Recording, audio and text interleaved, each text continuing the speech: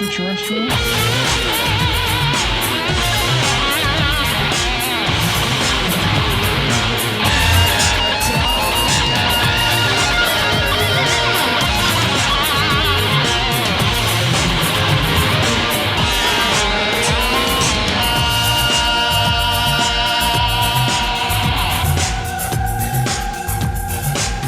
You've got to think outside the box.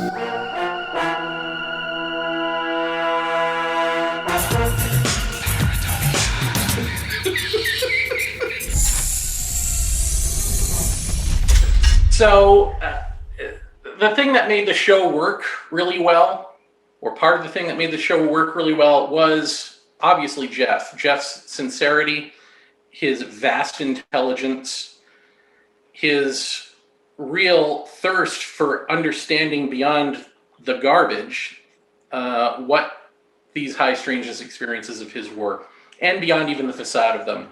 And so part of what made the show work was, you know, here's Jeff, who we all know has that voice, right? He's like serious kind of demeanor, even though he's got a wicked sense of humor. But he's also vulnerable, and he was willing to share that vulnerability with everybody. We had said, and we may have even said on the show, that if one of us were to pass away, we would try to give a sign to the other one that there was something beyond. And so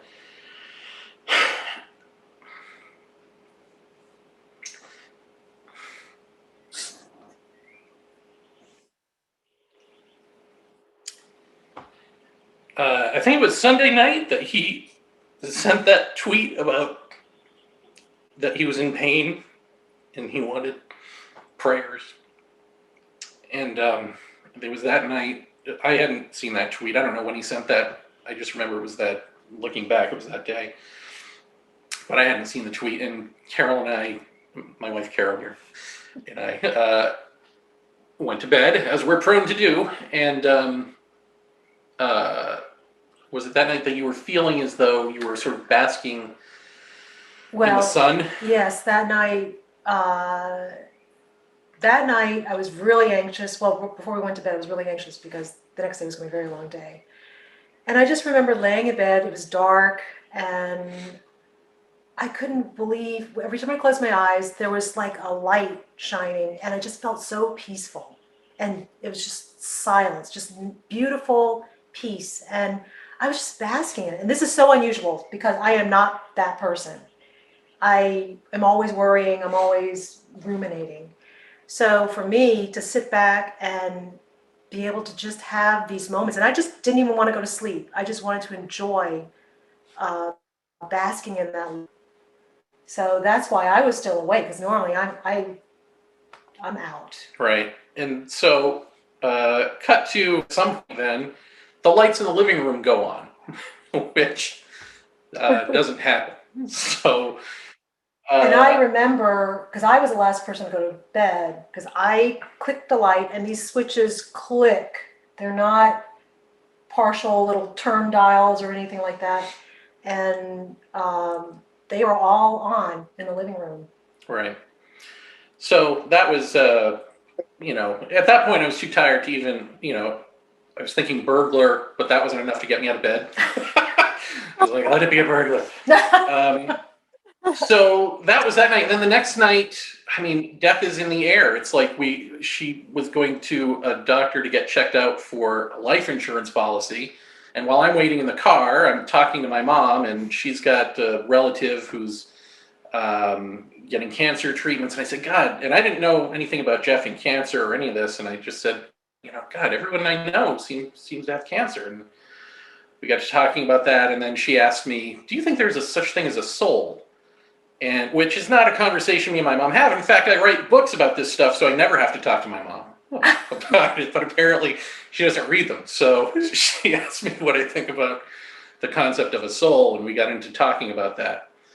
So it was weirdly in the air. And the night Jeff passed away, it turns out, the lights, we have these two lights that sort of, like reading a lamp type lights that hang above our bed, and hers was on, and it just started flickering, which if it's turned up, which it was, it would never flicker. If it's turned low, it might do a slight flicker. But this was like a Morse code flicker sort of thing going on.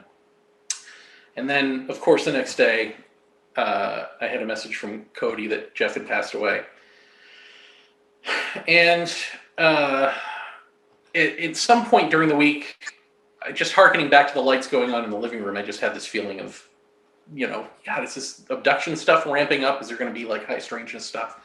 But I honestly think this was Jeff. And I want to tell you just a couple of things about that real quick, and then I'll pass the torch to whoever wants to speak, which is that in 2014, Jeff and I had a falling out. It's the only time we ever did have a falling out, but it was a massive blowout.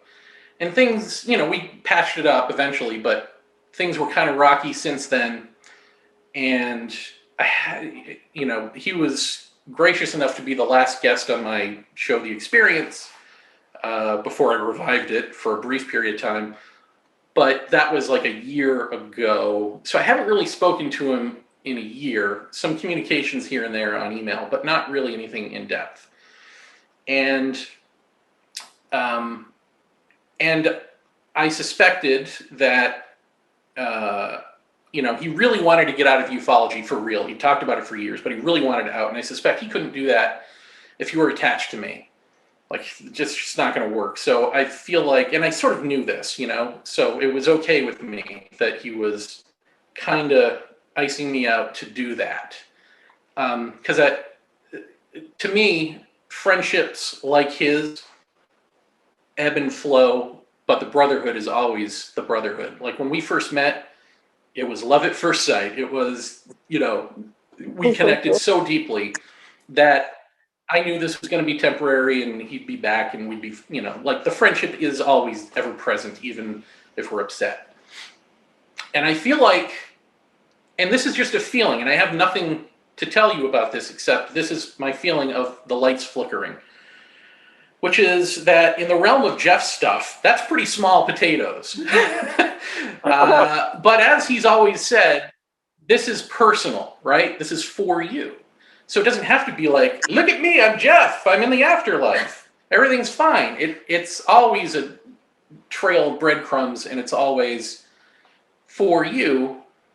And part of the for me feeling of it wasn't anything about like all is forgiven or nothing is forgiven or anything about that. It was the feeling of Jeff saying, and not even because we had the conversation about come to me and tell me there's an afterlife if one of us dies, but more like he knows I can articulate it.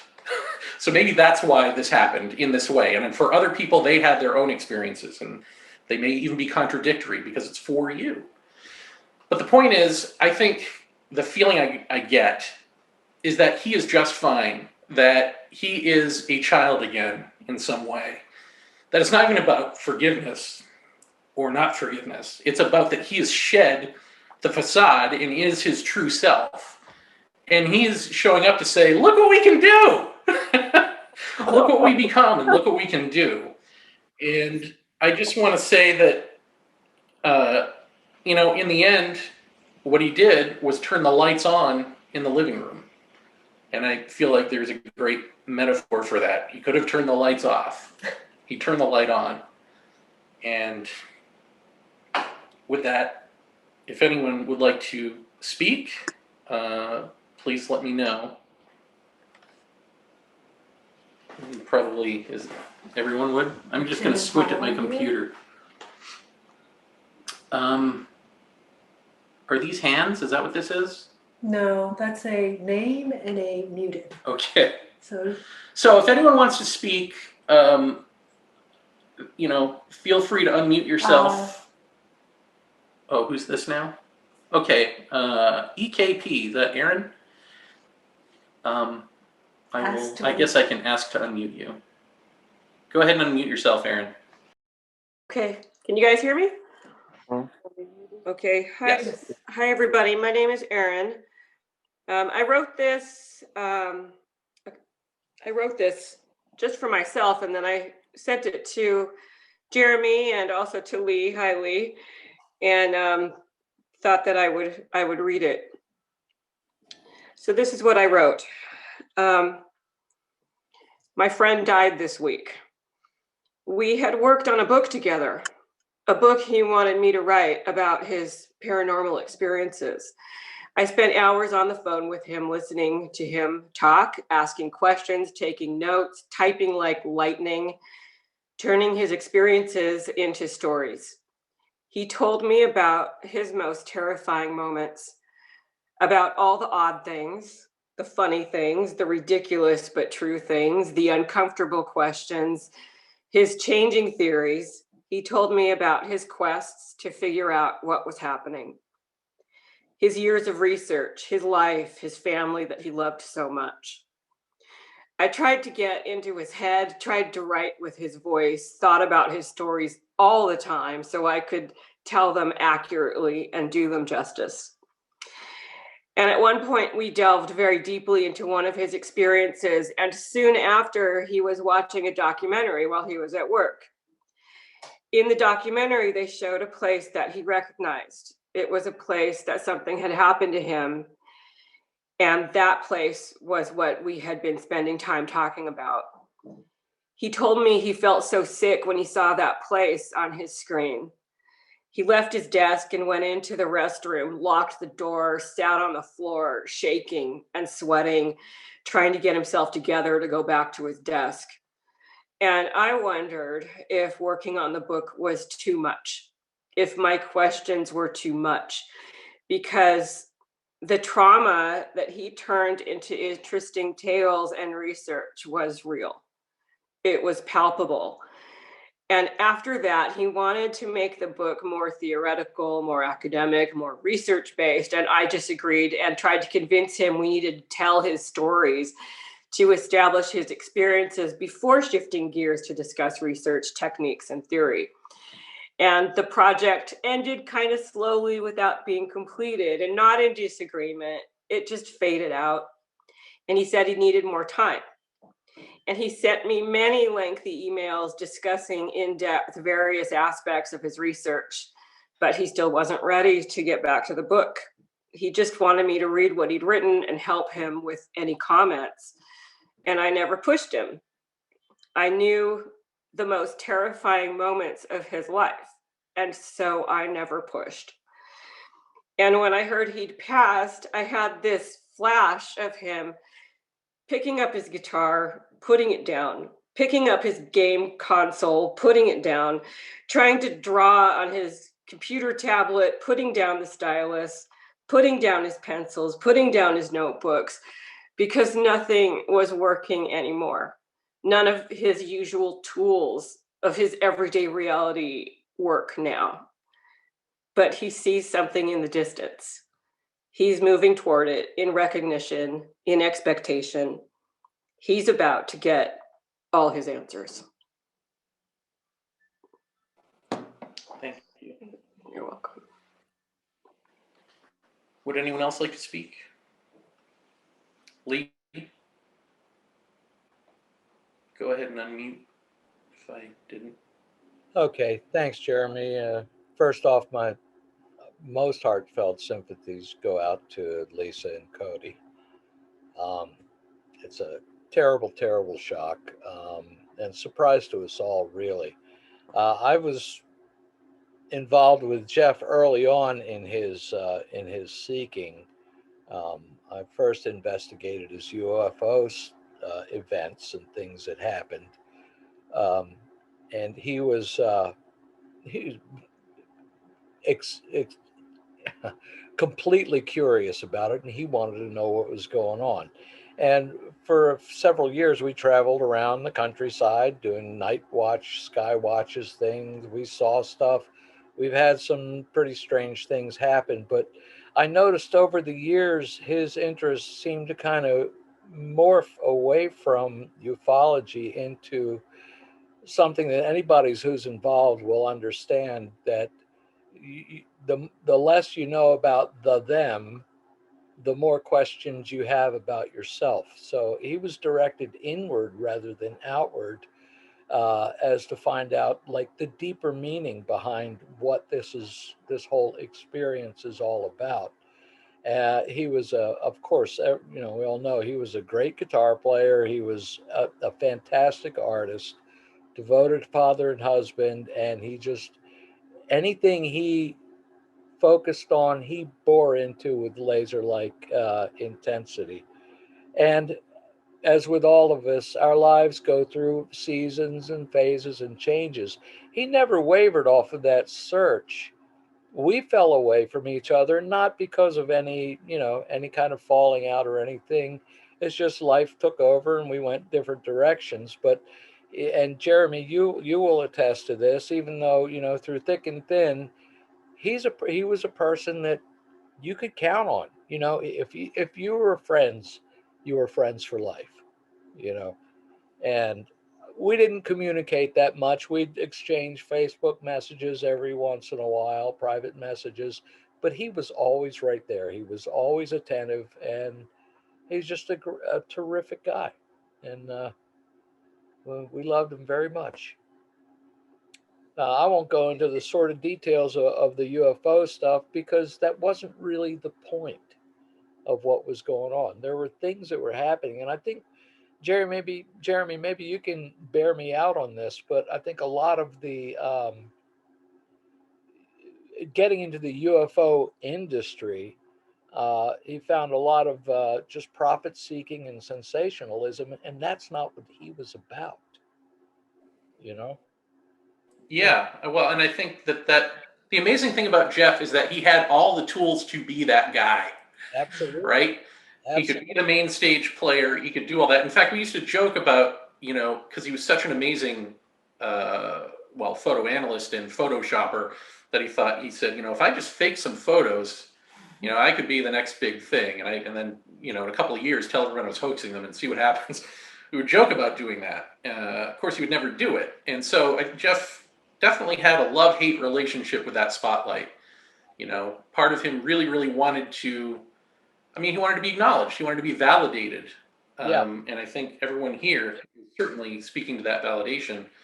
But on the other hand, I think at this very same time, you could flip a coin, because I do this too, and I'm sure most of us do this, where it's like, yeah, I really wish I were being seen more and validated. And then you go, oh, but by these people? Like, right. To be validated on that stage is to be awful, really. So it's kind of, This is deeper. I think it's a deeper validation. It really is, and it has actually more meaning. He was searching after meaning, and thank God he's got it now. He understands it. I'm waiting for him to pay a visit. I've talked to several quote unquote psychics who said that he's fine, he's okay. He's just kind of overwhelmed at the moment because now he does have all the answers. Mm-hmm. So that's well, about. Thank you, Lee. Yeah, thank you. God bless. God bless you. Thank you for doing this, Jeremy. I know it was a tough thing to pull together, and it's really good. And we just love Jeff. Thank you. Thank you.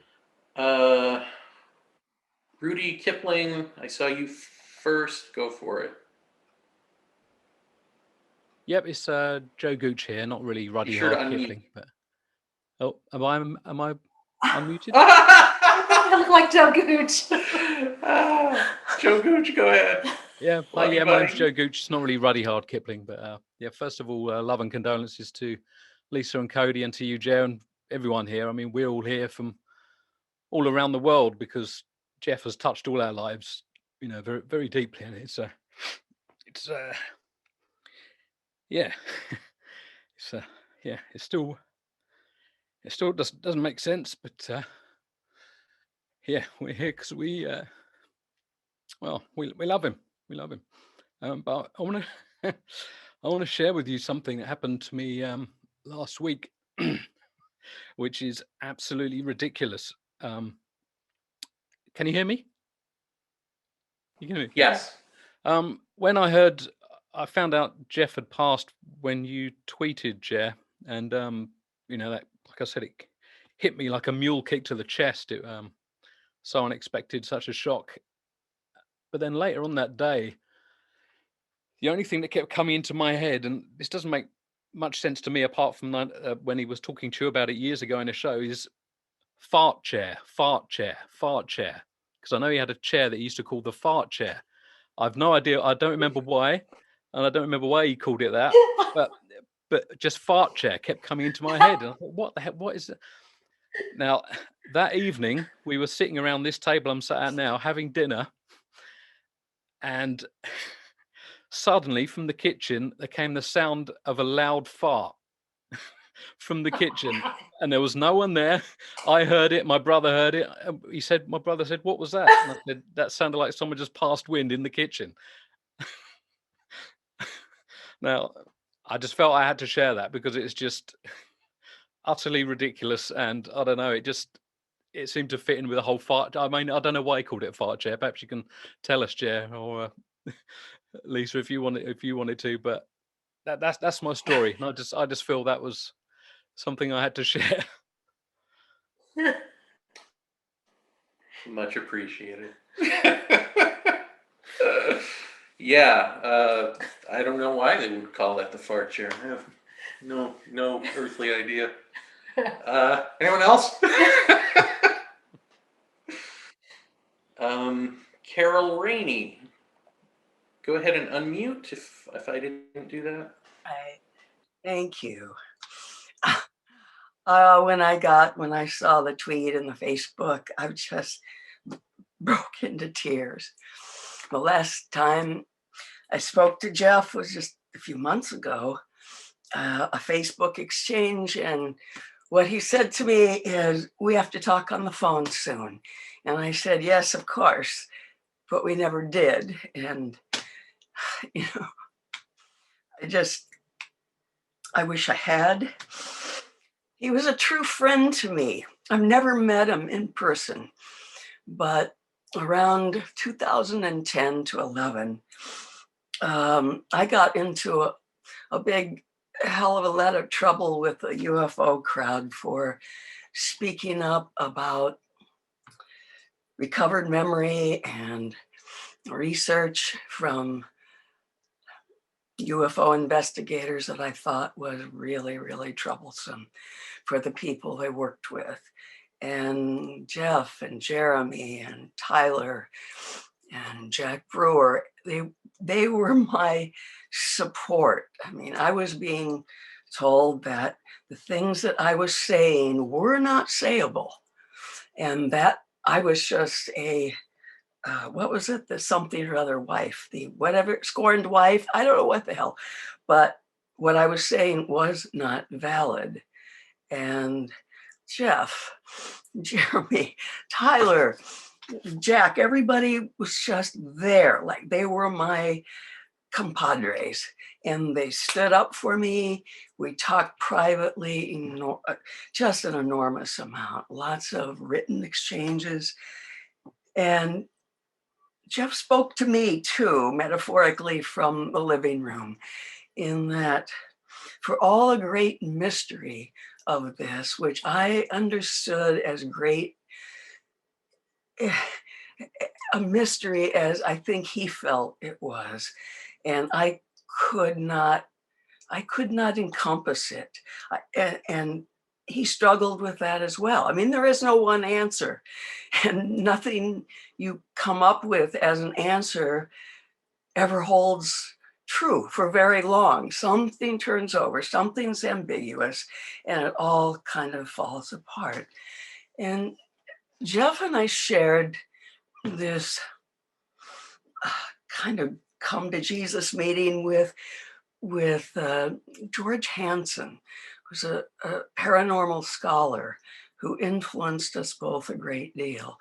And what I would like to say to Lisa and Cody is that Jeff made very, very clear to me that what he had learned from George, the trickster and the paranormal theories, all of that research, that Jeff learned that his most valuable connection in the world was with his marriage and his fatherhood.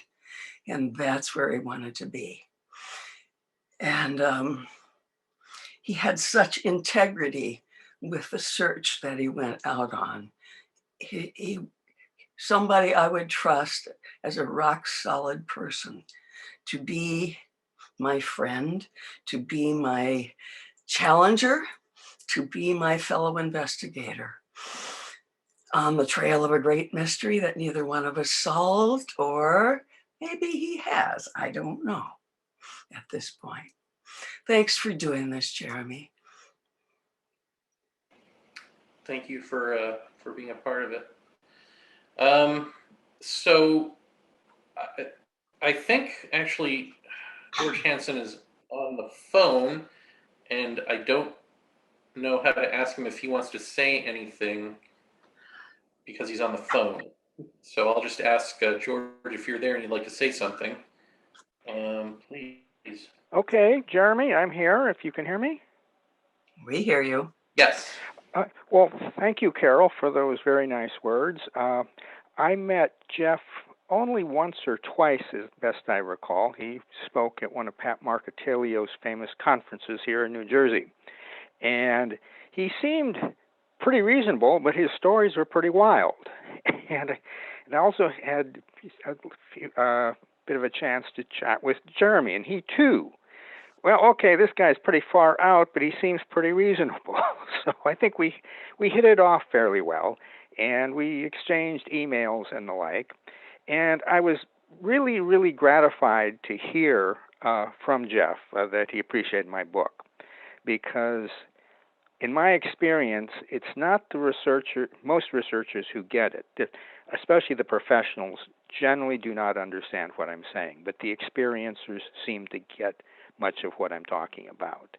And that wasn't really who I wrote it for, but I had hung out with experiencers for virtually all of my adult life. And I did do professional work in parapsychology for 8 years in two laboratories. So I was very, very gratified that my work had some impact on people. I didn't have much contact with, or really any contact with Jeff for some years now, and I always kind of was just kind of disappointed. We didn't get to the same conferences and the like. But I do hope in the future that I will continue to have contact with people like Jeff, and I basically trying to understand these phenomena has been basically my life's work, and I'm still working on it today. In fact, I've been writing a foreword and appendix for a book that's coming out in a few months.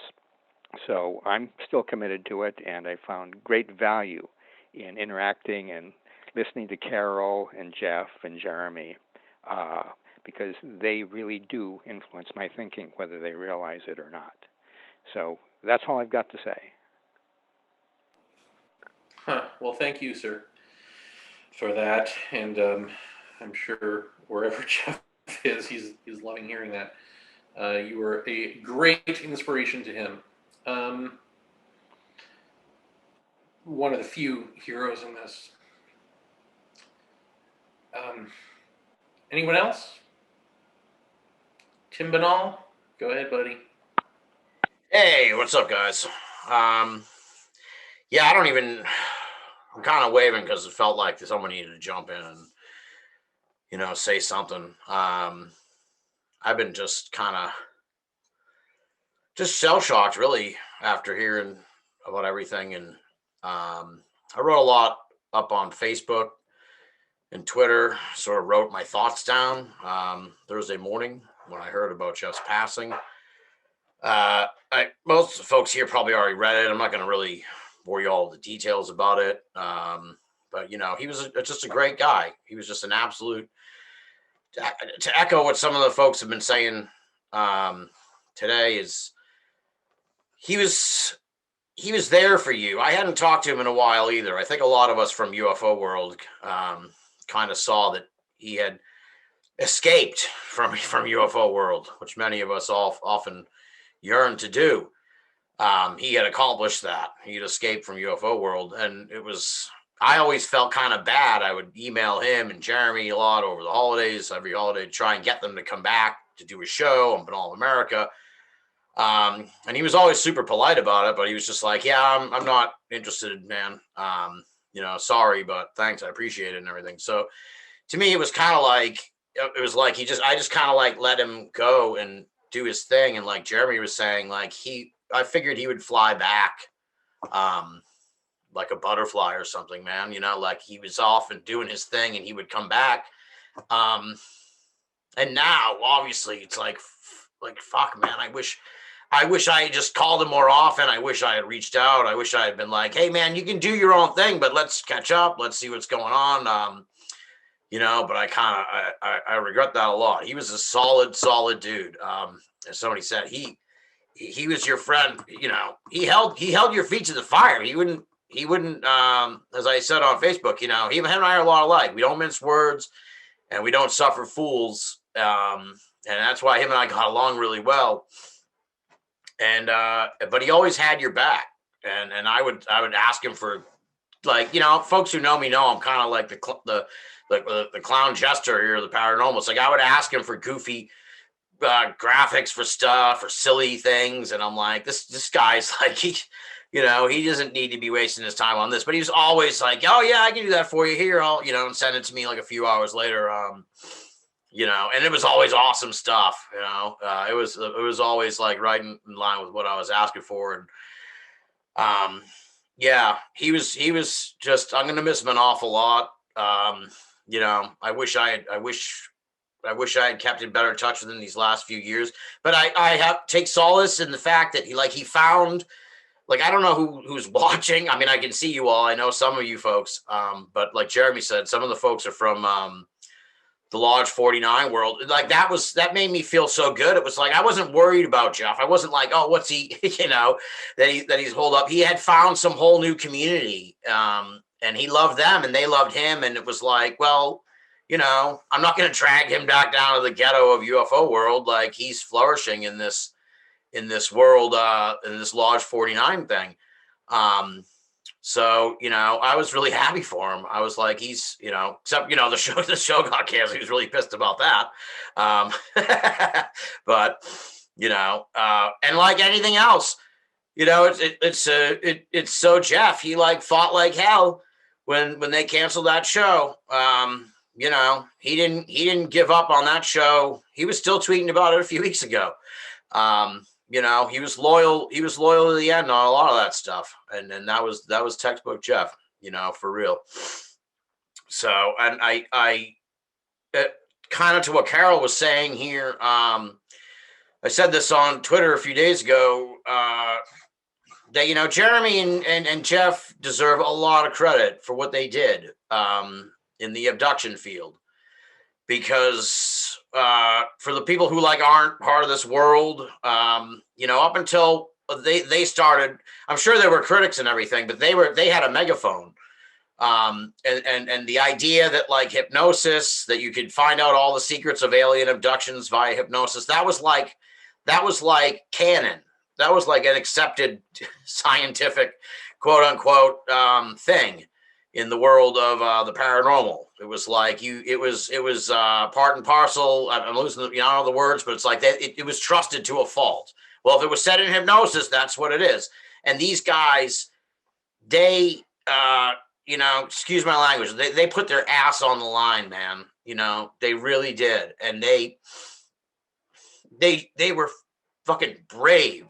They were brave because the people in the UFO world came after them, and they never backed down, and they really changed this field. The abduction world is different because of what Jeff and Jeremy did, and they deserve so much credit for that. They gave us a voice to Emma Woods, and they told that story, and they upended this firmly held belief that hypnosis is the key to all that.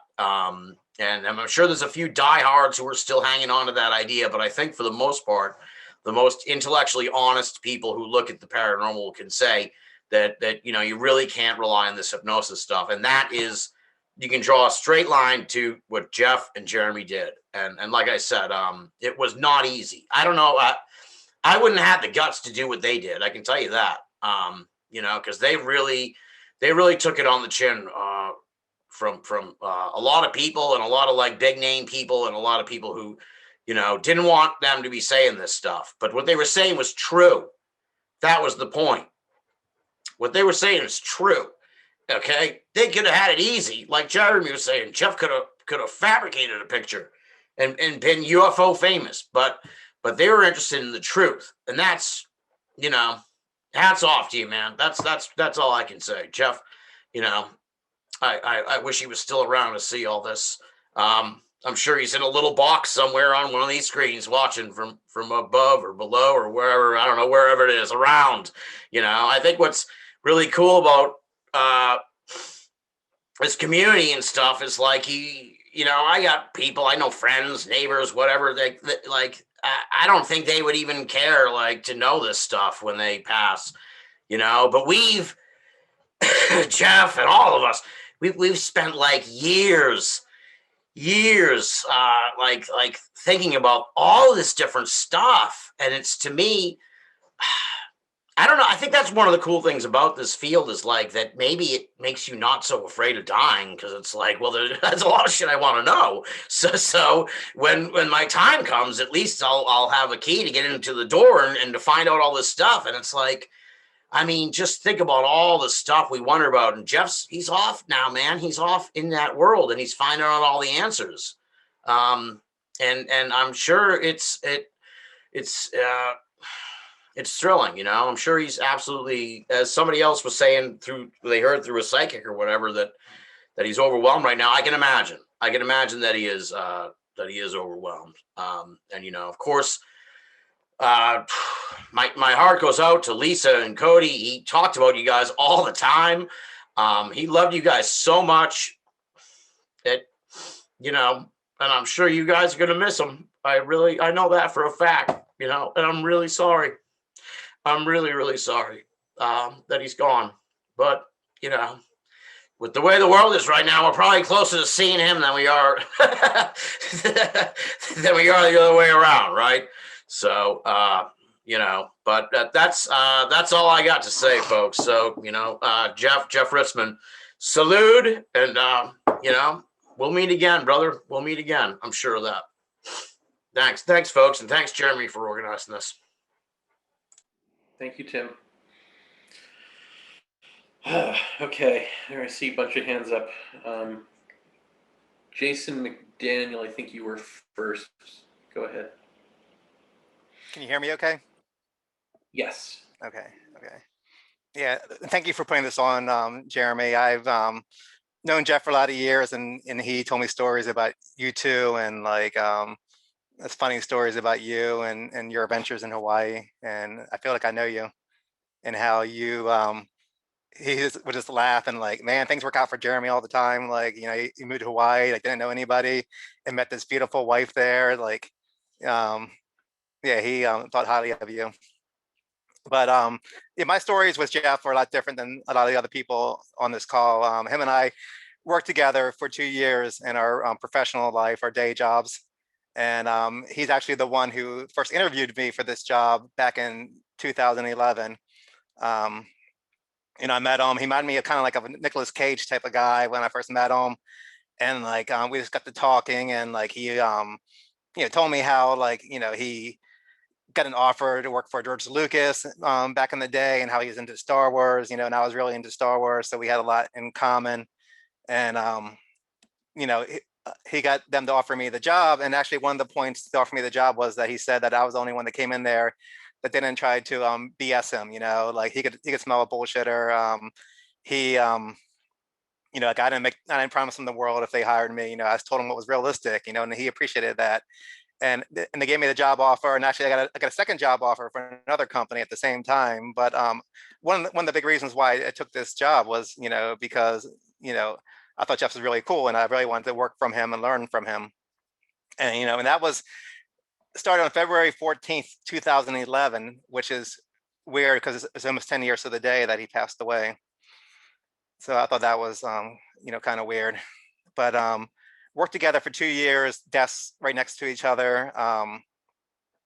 Just one of the most creative guys I've ever met in my life, and I've worked a lot of different companies over the years. I do like web design, I do digital marketing and stuff like that. So like I would get banners from Jeff and I'd see them do amazing stuff with Photoshop. Like the boss would come over to his desk and he's like, "Hey Jeff, can you do a picture of like a guy sitting in like a penthouse, and he's sitting in a penthouse and behind him is like the whole Las Vegas skyline, and put like some hot girl standing next to him and put like a laptop on him with our website on it and all this different stuff." And Jeff was able to just take what he said and take other pictures and just crop them and edit them and just composite them all together where it looked like it was a real picture taking in a penthouse in the Las Vegas skyline. I'd never seen anybody be able to throw somebody's idea together and quick too. Like it was, I'd never seen somebody like so gifted as he was.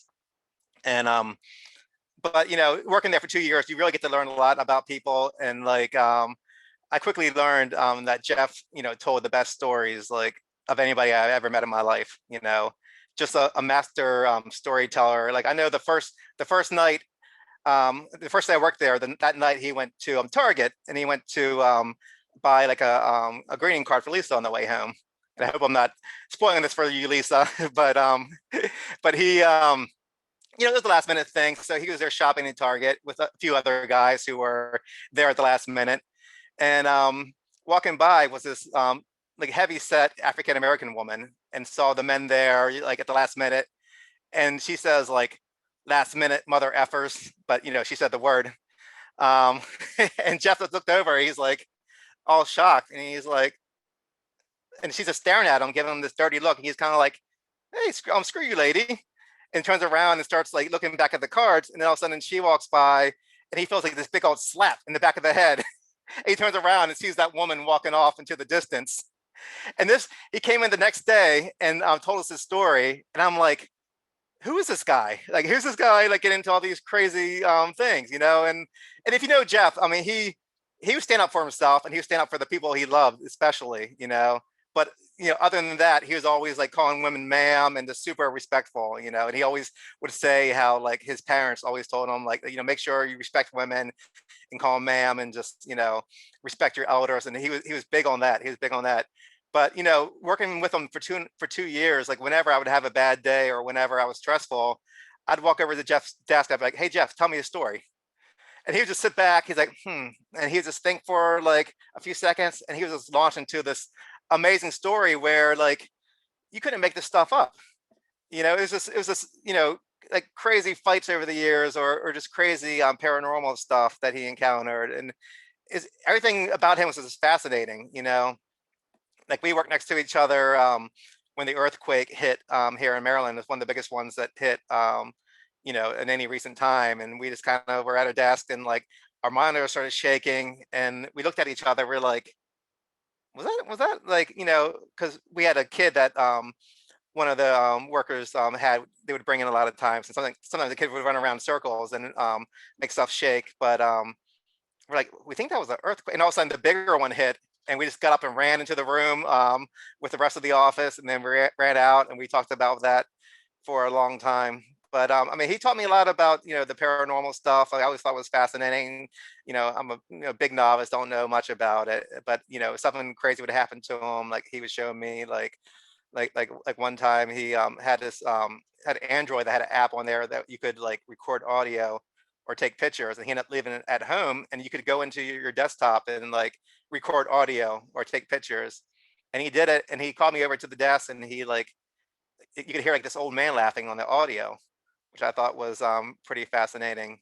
But that was like one of the more mild stories. So I won't get into any of his other stories. I'm not sure like how private they were or not. But throughout your career, there's a lot of people you work with who you never want to see again. Once you leave that job, you never want to think about them or see them again.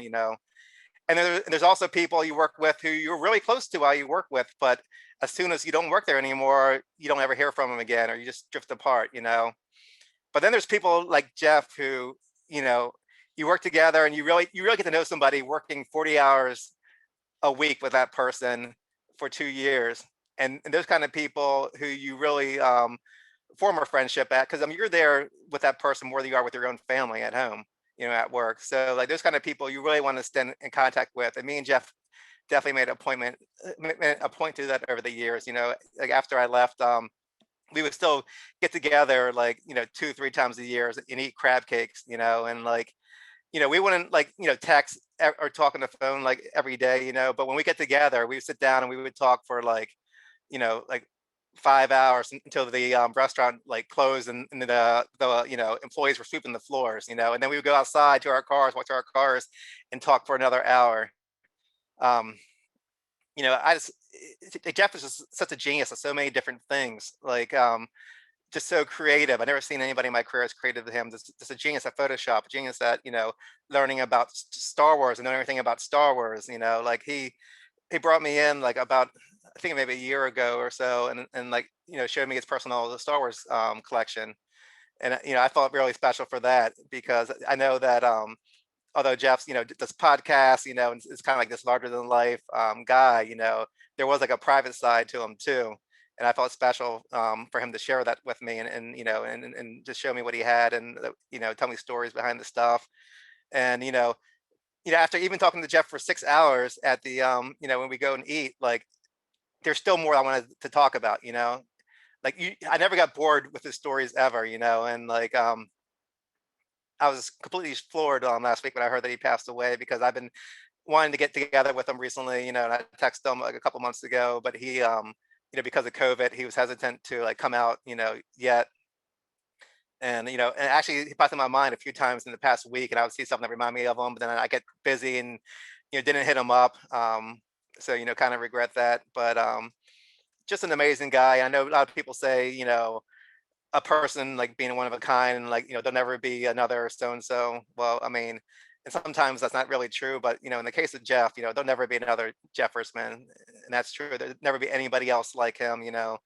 And when I go watch another Star Wars movie next, and I'll think of him afterwards, because I always would text him after I see a Star Wars movie and like, hey Jeff, what you think about this? And he'd have a great response and like justification of why he thinks the way he thought. But just through the years hearing the stories, always had such a high regard for Cody and Lisa, and always told me good stories about them, and just always talked with them with nothing but respect, and like just like how much he really loved them. So I just want to give my deepest my deepest sympathies to Cody and Lisa, and I really thank you for over the years for sharing me with Jeff, and and like having let him go out and eat dinner with me or whatever, hang out, or or even at work and stuff. I mean, he was a great guy. And when I started my job, my new company I was working at, I made sure I got him in there to like make some banners and make some extra money. And I know he was always talking about going down to see the new Star Wars land down in Florida, and he said he was saving up money to do it right, and buy whatever memorabilia he wanted there and stuff. And I don't know if he ever got the chance to go down there, which if that's true, then it really upsets me. But I guess just never take any day for granted, or any friends for granted, because you never know. Like I know Jeff's parents lived to be are a nice age, older, and I always thought like well Jeff would be the same way, and you never think that somebody who you have respect for, like in my career you don't have that much respect for a lot of people. I had respect for Jeff, just as a man and as a professional. And I'll always tell stories about Jeff. Never will give the stories justice. Like I can't tell the stories like he can, but I'll try to keep his memory alive as best I can. So thank you very much for doing this, Jeremy. Thank you. All right, James Duncan, you've had your hand up forever. Let me ask to unmute you. Sorry about that. I was having some problems with the sound, but now everything's good. Okay. So I didn't really know Jeff through the science fiction or UFOs or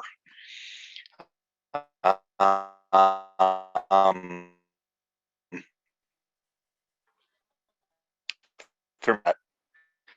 I got through the group, I see a couple of people I recognize from there who joined us today, which is very nice. Jeff really boosted my 2020. At the very beginning of the pandemic, I was out of work. It's not as bad up here in Canada, so thankfully we had so it's going to find doing something was getting a little tough. So, you know, I do a lot of art and stuff, and Jeff reached out to me. And I didn't really know much about him other than the beautiful, beautiful Lodge 49 posters that he had been doing, the lovely art that he had been sharing, and it got me off my butt. I did the same thing. I went out and started sharing some of my drawings with the group, and eventually it led to Jeff getting in touch with me about doing a little drawing for him. And I'm glad he did. He liked my work, and that kind of shocked me when I finally saw even more of his work. It was amazing. I mean, it's like having somebody that you have 100% respect for without ever knowing, coming in and saying, "Hey, I like what you're doing, and it's worthwhile." I did a few other little drawings for Jeff too. I'd sent him a little drawing of a character I was working on, and he gave me a call. And I actually got to talk to him in person, and like everyone said, he seems it almost seemed too good to be true, because he was such a nice guy. He was honest.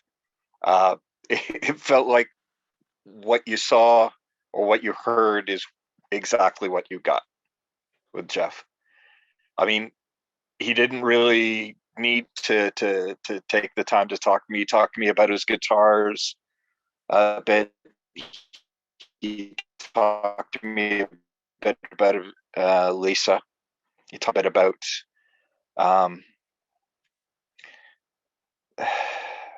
a little bit about the Star Wars work that he had done. I know that I think it shocked me when he did one name drop, and when he said he had George had to look over his art once or twice, and I said, "George?" Because yeah, George Lucas, you know.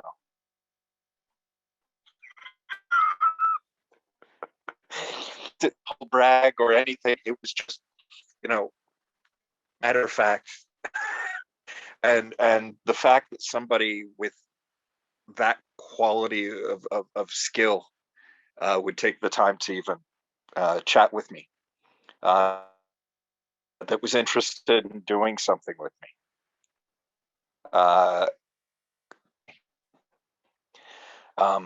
I know we had been working on a project together for almost the last year, and I know it's not going to be the same at all without him. He has a lot more, or he had a lot more motivation than I have ever had, and I know that I need to get off my duff and actually do something with the boost that he gave me.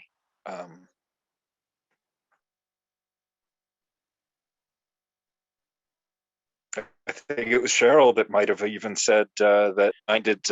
He's. I think it was Cheryl that said he's like our George Bailey. Was it you? Was it you, Cheryl? You know, that like George Bailey, his life touched so many people in the most positive way, and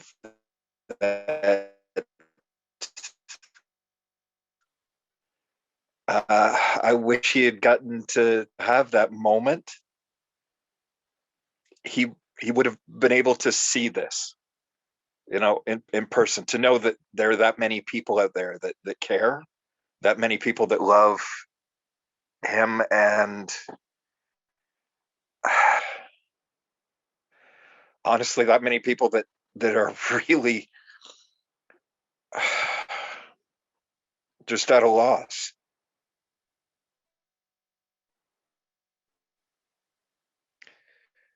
Anyway, I'm gonna pass it on to somebody else now, because I think it's about time somebody else spoke.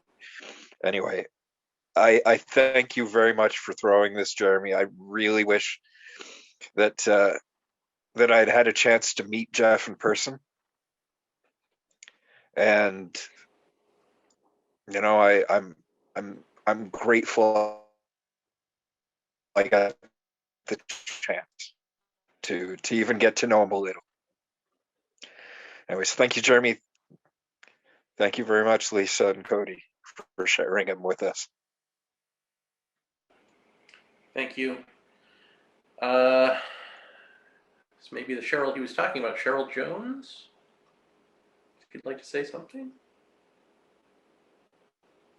Sorry, I couldn't get my mouse over there.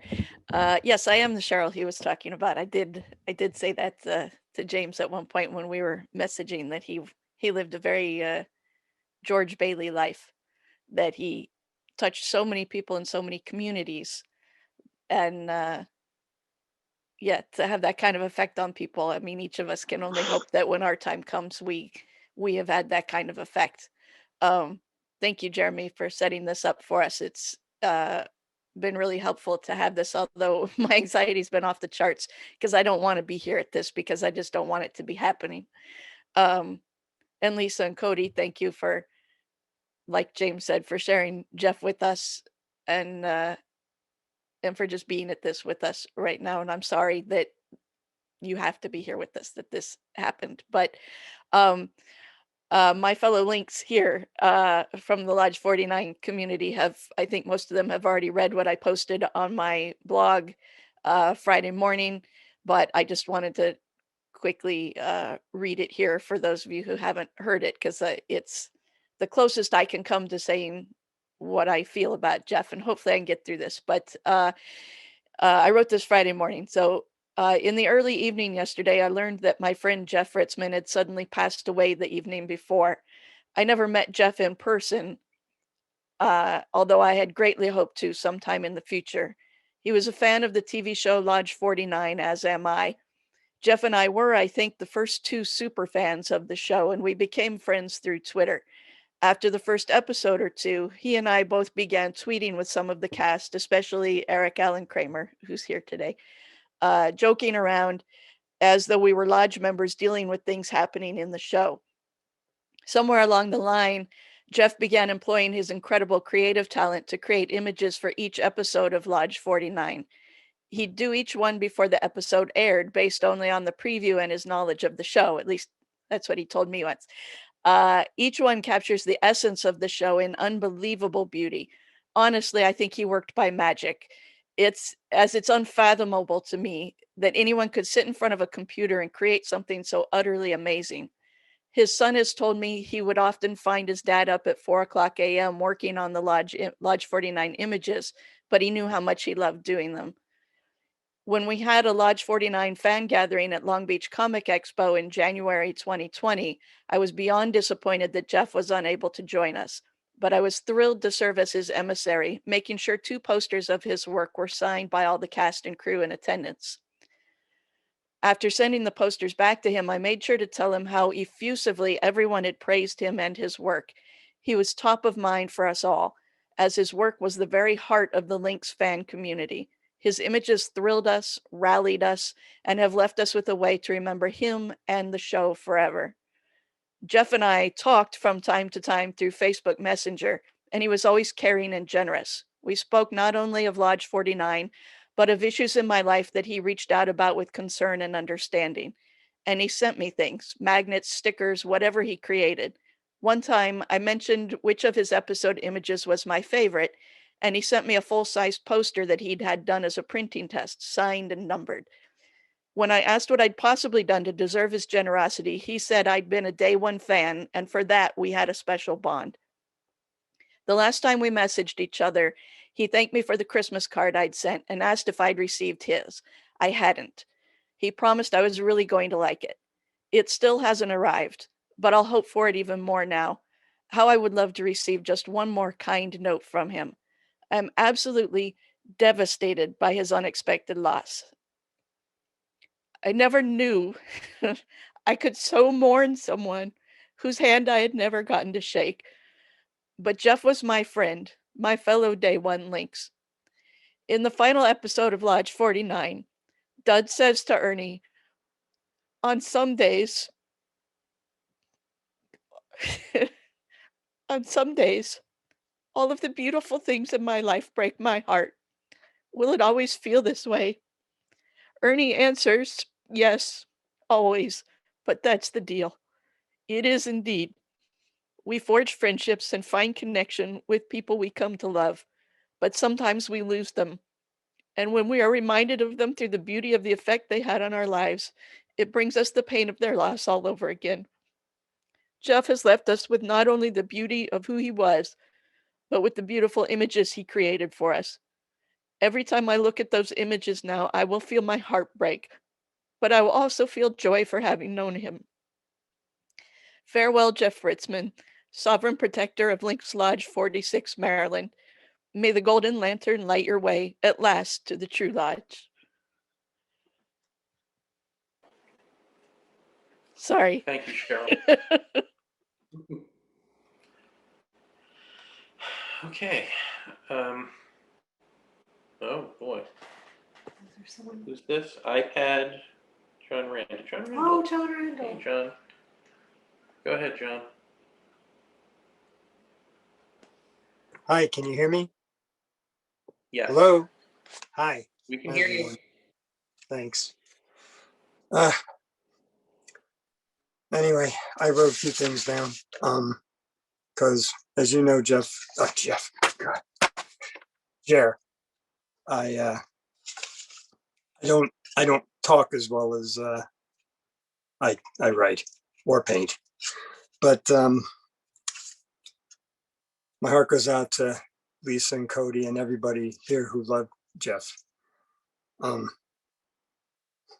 In this modern technology that we have called the internet, there's a lot of negatives, but one of the great positives is to be able to connect with people all over the world and to form acquaintances, and if you're really, really lucky, some long-term friendships.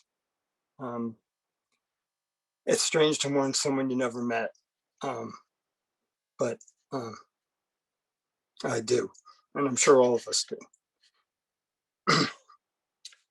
I would always talk to Jeff once in a while about certain things. I know he was a big watch collector. He enjoyed pocket watches and stuff. And if I saw something on Antiques Roadshow, I would send him a link to a particular thing. I don't know if he had actually saw the clip or not, but he always thanked me, and I'll always be grateful for that.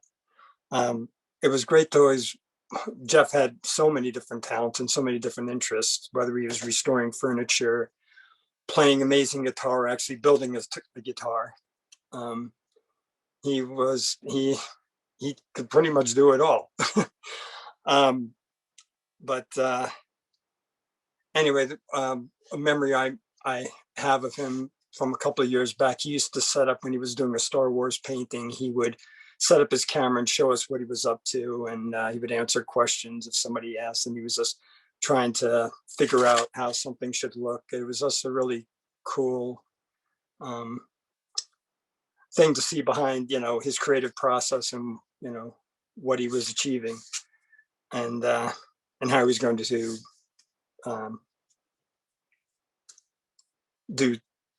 complete his work. But anyway, in regards to Paratopia, I know Jeff, again, had a pretty wicked sense of humor and didn't take BS from anybody in that regards, in terms of the guests that you and he had, and could always tell when when there was a guest on that he knew was, not that you had many guests like this, but were basically full of it. He would get quieter and quieter, and his answers would become shorter and shorter. And then of course in the after chat you would hear him go, spew, let them have it. But he was always respectful most of the time. But I remember one time where he actually saved the show, Jer, and it was you. It was when you had this gentleman, Kevin Cook, on. It was the Lady of Guadalupe, and the guy was about to hang up because you would question some of his responses, and then Jeff saved the show, stopped him from hanging up and ending the conversation. And so kudos to him for that. It was, again, both you and Jeff really changed my ideas about the paranormal in a lot of ways, because until then I was a pretty nuts and bolts kind of guy, and you guys really let me see things in a different light. And so I thank you for that. A couple of days before Jeff passed away, I'd gone to a bookstore, and first time since the pandemic, this bookstore had reopened, and it was a great treat to go there. And I was perusing around, trying to find I went to the children's section, so I was trying to find a book for my granddaughter, for my wife and I to read. And this book caught my eye, and I have it right here. It's called, if you guys can see, it's called The Memory Tree. And it's an amazing story, beautiful story. I started weeping in the store, not knowing what, because it touched me. It was about a fox who passes away, and all of his friends gather around and start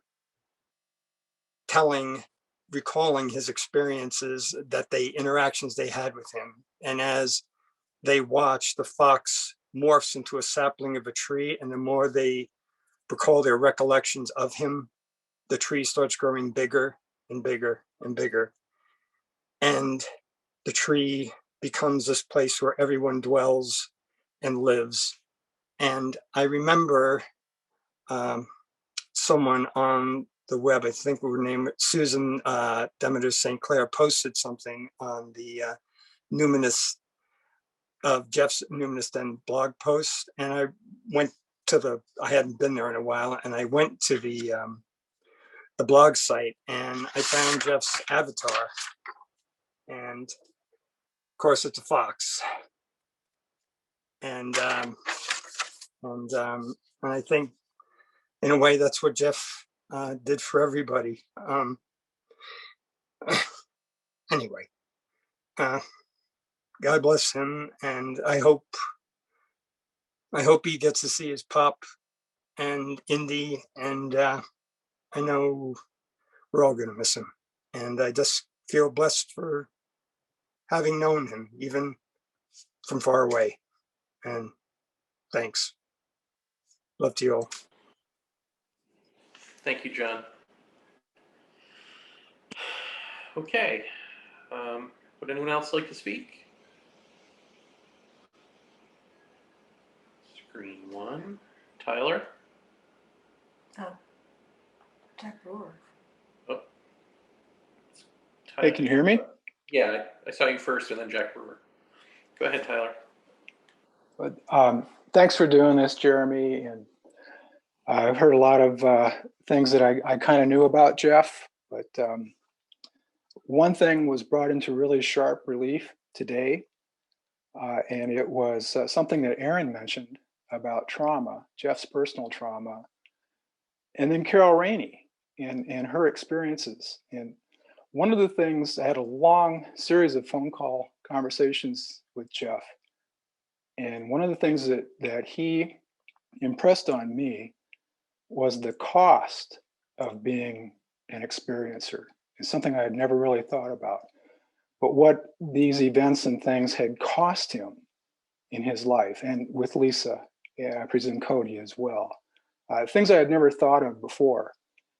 And I think that very tellingly, the reason that Jeff and you were drawn to and protective of people like Carol and Emma Woods is that sense of empathy, that who better knows what a storm is like than somebody that's been in the middle of one.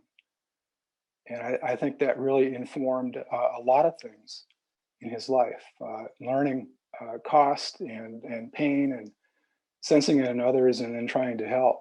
And that's kind of the overriding thing I remember about him is his wanting to help and to learn. And he was my spirit guide through the paranormal. And through him, I learned a lot about the diversity of experiences and all the many things that it encompasses, which was totally new to me. And I will always appreciate his help and his kindness, really. So I don't have anything that I can add other than Lisa and Cody, my heart goes out to you. And I knew your names because Jeff would constantly talk about you. And I think that also reveals a lot about him. So saying goodbye to a friend, don't want to, but I guess we have to. Thanks, Jeremy, for doing this. Thank you, Tyler. Jack Brewer? Thank you, Jeremy. Can you hear me okay? Yes. Thank you. I want to send my most sincere condolences to Jeff's family and all of the people that are mourning his loss. I'm very sorry. Jeff was the first person that ever invited me to do a interview on a podcast or radio show or anything like that. And that's been several years now. And Jeff and I did some shows that were meaningful to me, and the subject matter that we dealt with and explored was meaningful to me, as it was with I recall some of those shows were with Jeremy and Tyler Cokejohn as well, and was the material that Carol Rainey was talking about earlier. And I appreciate all of you folks that were in that group, and it was indeed meaningful to me to do that work and to collaborate with you, and I appreciate you. And again, I'm sorry to everyone, my sympathy and empathy with your loss, and thanks, Jeremy, for having this. Thank you, Jack.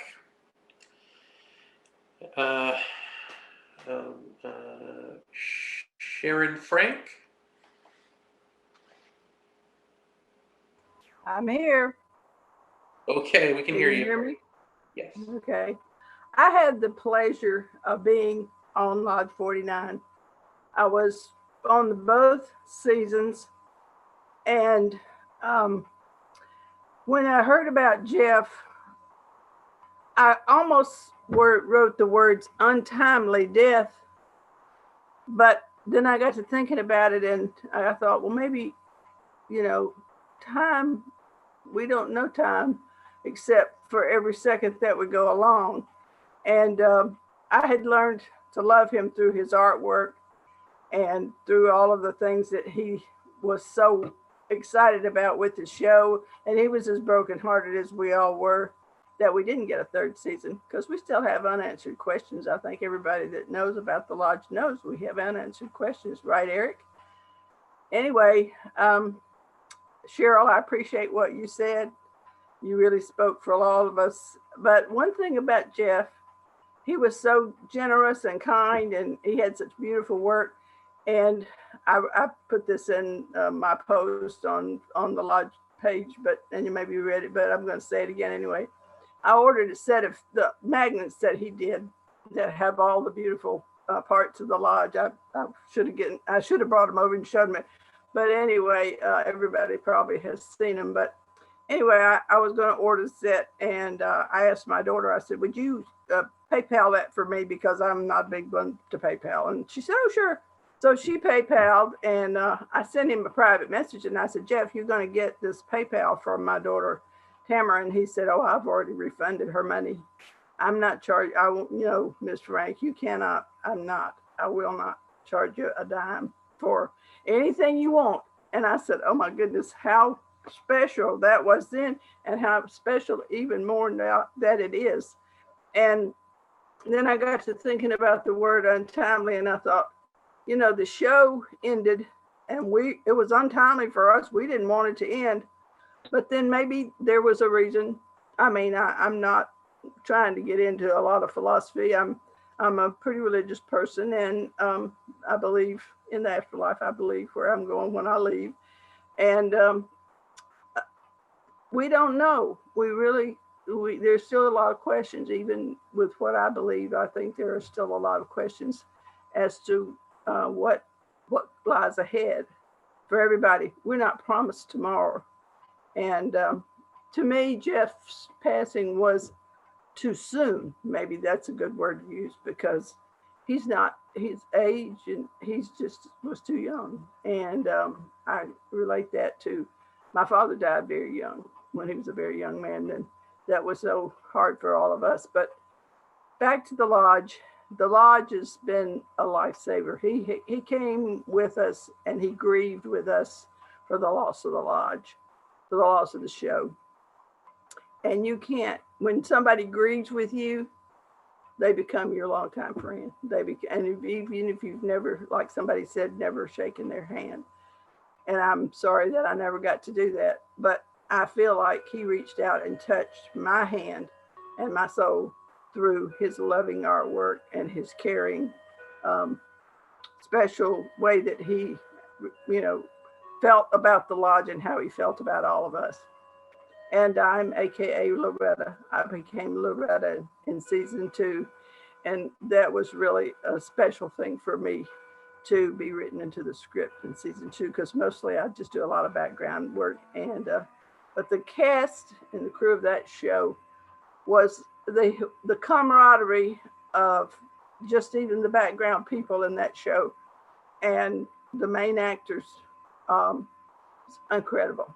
And I can see how Cheryl and Jeff and all the others who, weren't a part of the show, other than now what they're through, I can see how that affects people, because I even have friends that, they'll ask me, when are they ever going to put it back on? And I keep saying, we haven't heard anything about that yet. We think it's probably not going to happen, but there again, we don't know. But I'm just I'm heartbroken for you all, and I send my dearest sympathies and prayers to you and the family and all of his many, many friends. I can tell how special he was to so many of you, and he was special to me. And that's what I'd like to say. Thank you, Sharon. Would anyone else like to speak? Page 1. Oh, okay. Was it on page 2?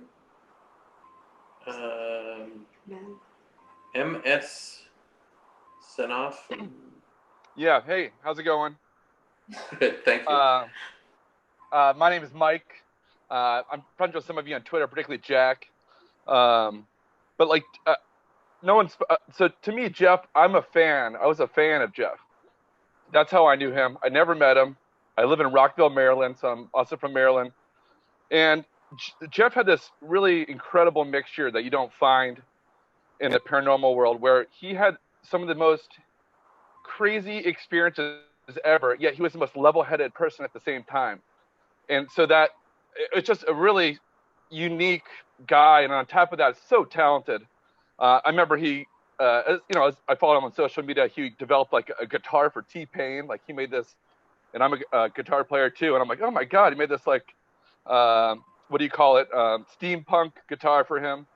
And then he gets into Star Wars and he makes like a custom lightsaber. I mean, the guy, I'm a marketing director. And so I see graphic designers all the time and I hire them. Jeff was an incredible graphic designer. And just such a unique guy. I remember going to see the Iron Maiden for the first time, and I'm not a metalhead, And I was just on Twitter. Hey man, I went to the Iron Maiden show. It was awesome. He's like, yeah man, I'm always in like the front row of every show, like or on the railing or whatever. And just for those from like the lodge, and Jeff actually got me into Lodge 49. Like he started posting about it, and I'm like, oh, I'll give the show a shot, right? So he like got me into that. I would always read his blogs on the Numinous Den. I listened to the Paratopia, and I felt like I knew him. And it's funny because I never met him. I've only seen pictures of him, but I know his voice so well, which is a really kind of a strange relationship to have with somebody. I mean, I can hear him right now talking. And for those that don't know, his experiences of the paranormal were very extreme. And I have a degree in religion. I'm not religious at all. And so one of the things I find interesting is you find somebody that has you read about this stuff in the Bible or whatever, these people have these experiences, and you're like, oh, that stuff doesn't happen anymore, right? Jeff had real experiences that were at that level that you would see in like an ancient text or something. And man, I learned so much about the paranormal from him, and you too, Jeremy. And one of my takeaways for that he kind of hit me to was a lot of the stuff that happens to you is very personal. It is not necessarily an objective experience. It's personal. It often has more to do with your own life, which made me think, I don't know, I won't go down that rabbit hole. But just an awesome guy. And, there's very few people that I'm a fan of that I follow what they do, right? Like I would say Axl Rose, and, a few other people like that. Jeff actually, for me, is one of those people. I would follow everything that he did. And when I heard that he passed, it was so shocking to me. I could not believe it. Because here's this guy who's so talented and was so interesting, and I really valued all the stuff that he put out in the world. And one day he's gone, and it's just so crazy. And to his family, Lisa and Cody, he definitely on all of his platforms would always talk about you. So I never met you, but obviously I feel like I do through Jeff. Anyway, that's all I'm going to say. And and also being from Maryland, I live in Maryland. Jeff had a Maryland accent. I always loved that. And like his story of driving to Ocean City, and like the missing time and all this stuff, obviously I go to Ocean City all the time. So, man, it's such a loss to the world and to everybody on this call here. And one of the cool things about this Zoom is you're getting to hear from people that knew him from all different angles of his life. And hopefully each of us speaking helps fill in a puzzle piece for us to get a larger picture of who Jeff was. Anyway, thanks. Thank you. Yeah, it's funny you're talking about his accent, and I don't think I ever told him this, but I'd never heard a Maryland accent before, and he always sounded like that one surfer Teenage Mutant Ninja Turtle. Yep. Yeah. Drink some Natty Bears, watching the He probably would have told me if I had told him that, so I never told him that. Oh, right, there was someone else. Yeah, Claire Edwards. Hi, y'all. I never got to meet Jeff. I'm also from the Lodge 49 fan group, but I wanted to speak about something else that Jeff was a fan of as an artist, and that is Rick Griffin, and who did a lot of surf art and album art in like the 70s and 80s. He was actually a close friend of my dad's, and he passed away when I was very young. But I was talking to Jeff about the relationship between the artist and death, and how there's a certain necessary intimacy that goes along with creating art, a necessary intimacy with death and the mystical that goes along with creating art. And I just wanted to share something that Jeff wrote about it, if that's all right with y'all. Myself, I most definitely see the innate connection to death in art, but it's so much more than that. The artist is typically one who has, or has at some point, a connection to the mystical. The very process of bringing the internal to the external is by definition magic, and the ability to externalize the internal gives the artist unique perspective on how to communicate that to others. That's perhaps why the artist has this connection. Whatever the other is, it works through those who can best articulate that complex experience. And so I just wanted to thank y'all for sharing Jeff with us and allowing us to witness that alchemy of turning the internal into like an external thing for all of us. So thank y'all so much. Thank you. Anyone else? Page 1. Page 2. Anyone else like to speak? Binnall. Well, no, Eric Kramer was before me, so you can let him go, and then I'll jump on him after.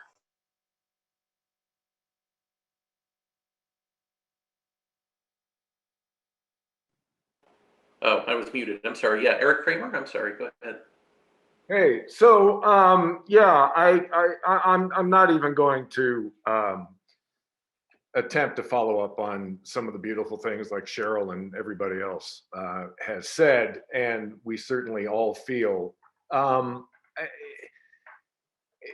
Jeff was just one of those amazing people. Again, somebody who I had never met, and yet I felt I had this incredible connection with. I was originally drawn to him for his artwork that he posted. I wanted to be a graphic designer before I became an actor. So I'm immediately drawn to people with an obvious gift, which he obviously had. I mean, just there was also something about he never seemed removed from his art. There was something about what he produced that you knew came directly from his heart and from his soul. So already I was drawn to the idea of who he was.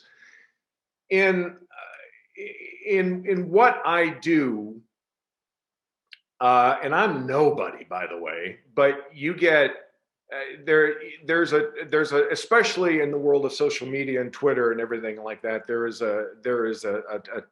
there are a lot of people that make the effort to get in touch with you and try and make some kind of connection. And I think the biggest compliment I can give Jeff is that he is one of the few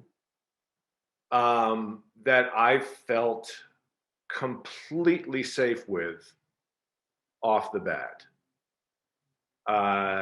Somebody who was just completely incredibly generous. One of the most amazing, incredible what he was willing to give of himself. And is so much of who he was and is, is what I still aspire to be if I ever grow up. He's just somebody who I never once had my guard up with. And who, even though we never talked on the phone, even though we never met, it was somebody I felt connected to.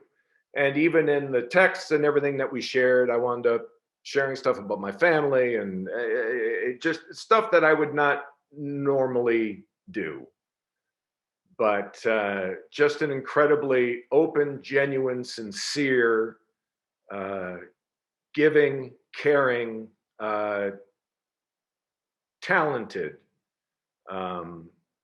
individual. And obviously by the amount of people here today and just by the wide swath of people he touched from all sorts of different interests and occupations, and I mean, he's touched people around the world. That's incredible to me. And all I can say is I'm so glad I got to know him. So yeah, thanks. Thank you. Thank all of you. Thank you. Okay. Tim, did you want to go ahead? Yeah. It seems like this is kind of winding down, so I just wanted to say a couple of things. Last thoughts, I guess you could say. Jeremy and I were talking last night about this event today, and Jeff's passing.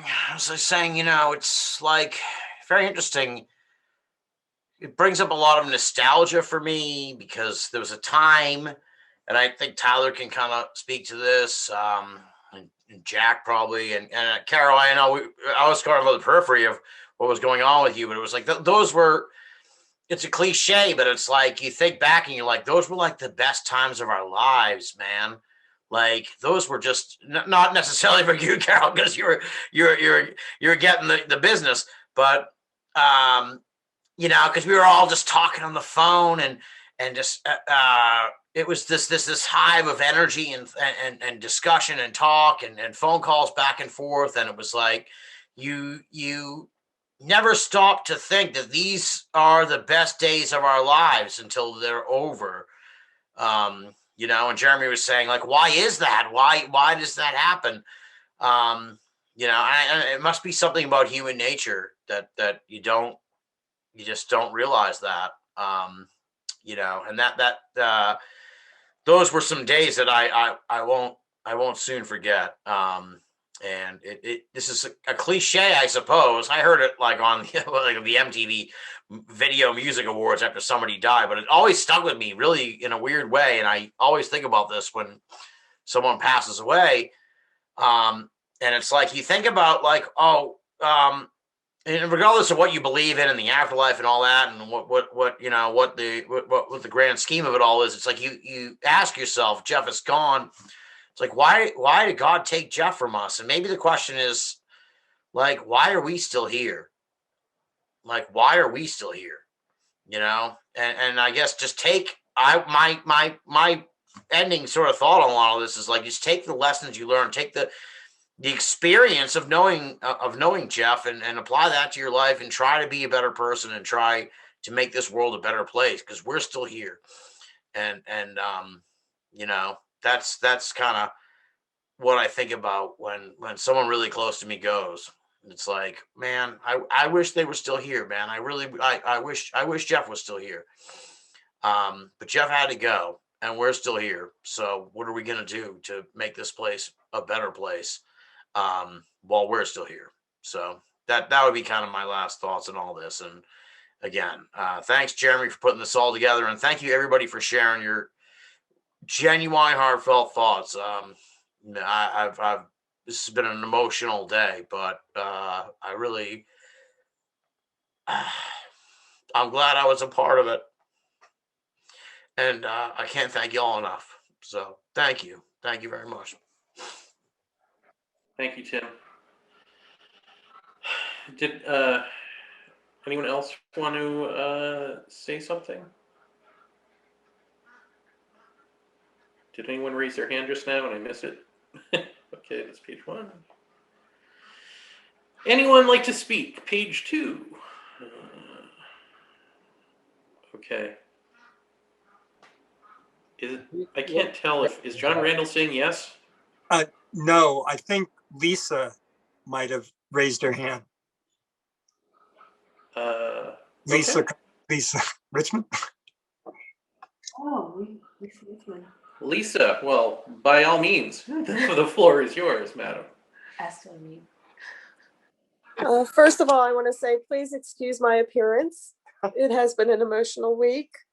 I'm going to try to hold it together here.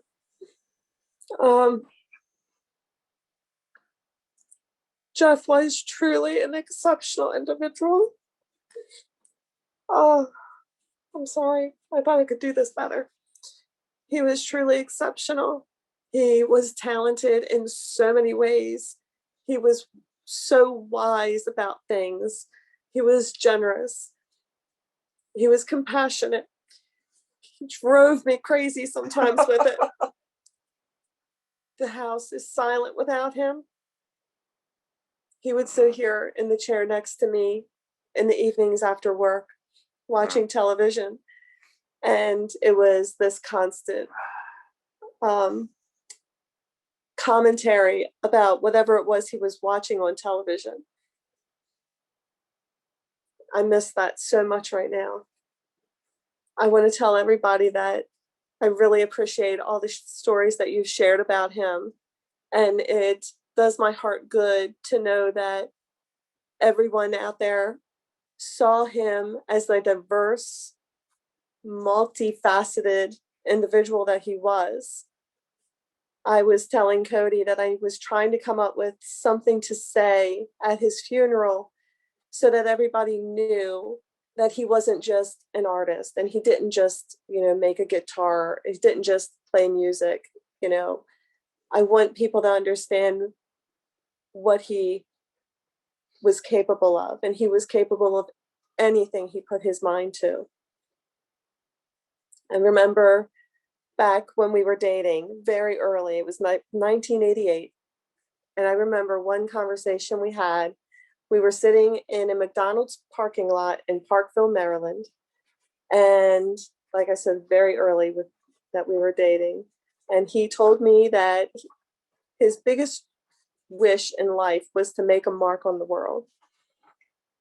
And with everything that people are telling me, I think he did it without even realizing that he was doing it.